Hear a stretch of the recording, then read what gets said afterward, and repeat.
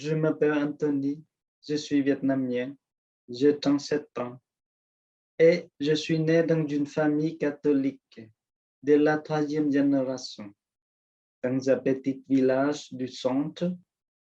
Je suis le dernier de 9 enfants. J'ai un oncle prêtre et un cousin prêtre aussi, et une sœur religieuse. Après le lycée, j'ai fait une formation d'ingénieur informaticien et j'ai travaillé pendant 3 ans comme informaticien. Depuis longtemps, j'envisageais de me consacrer à Dieu, mais je ne savais pas trop quel chemin prendre pour cela.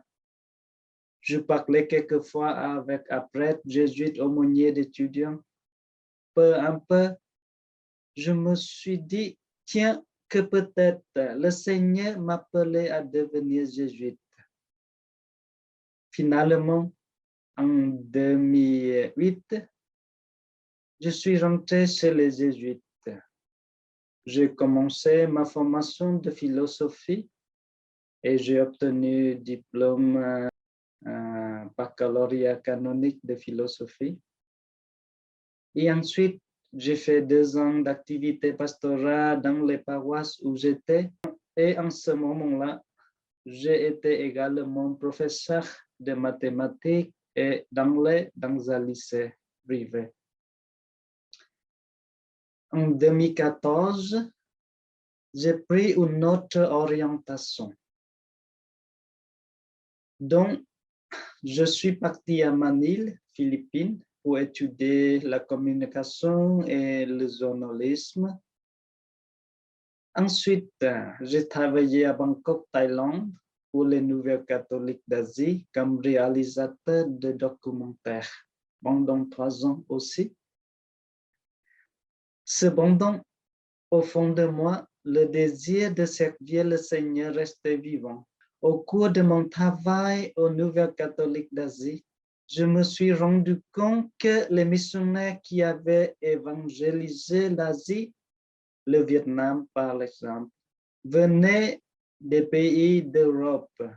J'ai réussi à obtenir une bourse pour aller étudier en Europe.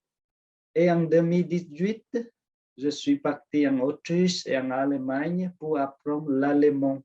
Et l'année suivante, j'ai été en Espagne pour apprendre l'espagnol. J'ai découvert alors que ces pays d'Europe qui nous avaient envoyé des missionnaires étaient devenus eux-mêmes des pays de mission. Pour les remercier, pourquoi ne resterais-je pas en Europe pour soutenir leur foi chrétienne? J'ai beaucoup prié et réfléchi au cours de pèlerinage à Fatima, Portugal, et à Rome, à Assise, en Italie, et à Lourdes, en France. Arrivé en France, il y a un peu plus de 3 ans, sur mon chemin, j'ai rencontré des prêtres et des religieux du Sacré-Cœur qui m'ont accompagné dans le discernement pour voir où le Seigneur me voulait. Et maintenant, je suis en 3e année de théologie au Centre Sèvres à Paris. Et normalement, je devais terminer mes études au mois de juin cette année.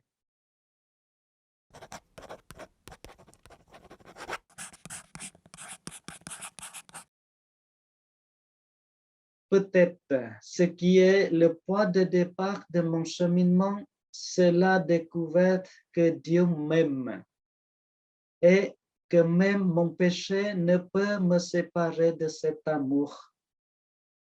Dans mon parcours, l'intercession maternelle de la Vierge Marie compte beaucoup aussi.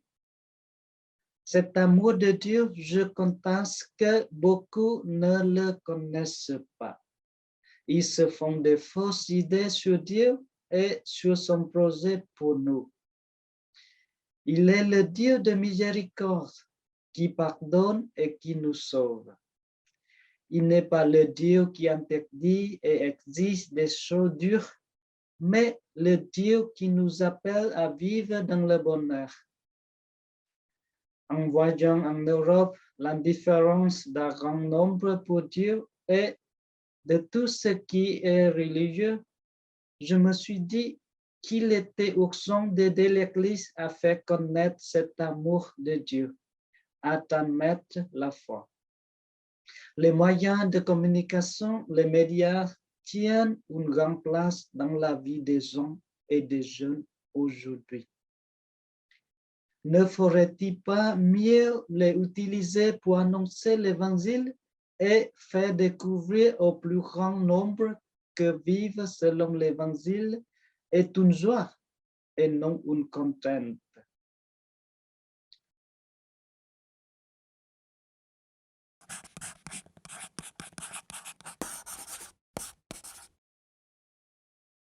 Pour moi, personnellement, ce qui me semble important pour ma vie de foi dans l'Église, c'est tout d'abord la confiance au Seigneur qui veut être mon ami, l'ami de tous. Il est important pour moi de nourrir cette amitié et de la construire sur une base solide d'abord par la prière personnelle, en méditant l'Évangile, c'est-à-dire en regardant Jésus vivre pour apprendre de lui comment vivre et servir les autres. L'Eucharistie est le cœur de ma prière au grandir cette amitié que je voudrais rendre contagieuse. Mes études m'aident à approfondir et à bien organiser dans ma tête de ce que je perçois dans la prière. Ensuite, l'autre élément important pour me préparer à ma vie de prêtre, c'est de penser d'abord aux autres et de chercher toujours ce qui peut les aider à être heureux.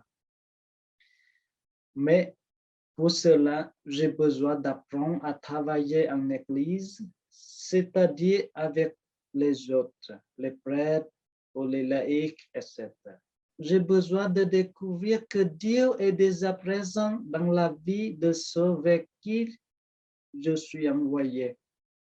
Et que là aussi, comme dans la prière ou des études, Dieu se révèle.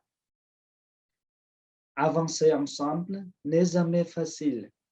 Chacun a des qualités et des défauts. Acceptons-nous et avançons-nous ensemble selon l'Évangile et l'Esprit du Seigneur qui nous éclaire.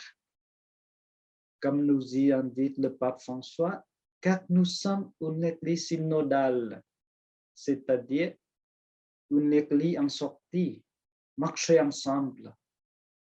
Il faut aimer l'église, écouter sa voix et prier pour elle au lieu de critiquer. Parce que l'église appartient à chacun d'entre nous. Nous sommes responsables de construire notre maison commune, qui est l'église. Avec vous, dans les activités auxquelles je participe, j'apprends à aller vers l'autre, même celui vers que je n'ai pas envie d'aller. Ce qui me paraît important pour être prête pour vous, c'est de vivre le partage, l'accompagnement, la collaboration avec tous les membres de la paroisse. Et enfin, ce qui est la priorité, la disponibilité envers les pauvres. Évidemment, je viens d'un autre continent, d'une autre culture. J'ai besoin encore de découvrir ce pays où le Seigneur m'a envoyé, sa langue, sa culture, etc. Pour mieux comprendre les gens, les aimer et les aider. En résumé, je voudrais recevoir l'ordination sacerdotale pour que nous vivions ensemble la joie de l'Évangile. Si l'Évangile, la vie chrétienne est une joie, elle sera contagieuse. Aidez-moi à me préparer à ce ministère. Merci beaucoup pour votre écoute et merci de continuer à prier pour moi. Merci.